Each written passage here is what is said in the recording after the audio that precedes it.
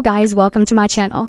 In this video, I'm going to show you how to fix automatic repair loop in Windows. It is a fast and easy tutorial.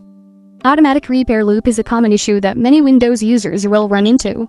The tool is designed to diagnose issues with the operating system.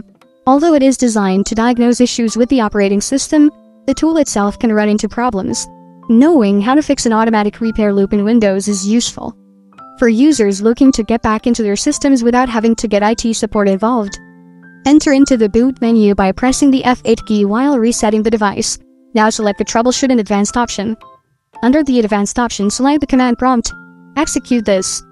chkdsk /r c : command.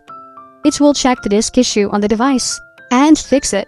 After executing the command, the following fix boot command should be performed.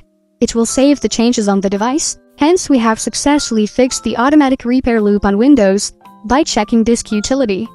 So these are the simple steps you should perform to get back your working laptop or computer without having any issues. Without skipping any method, execute all of the methods to get a complete recovery. Thank you for watching. If this video was helpful, please leave a like and subscribe to my channel for more videos like this.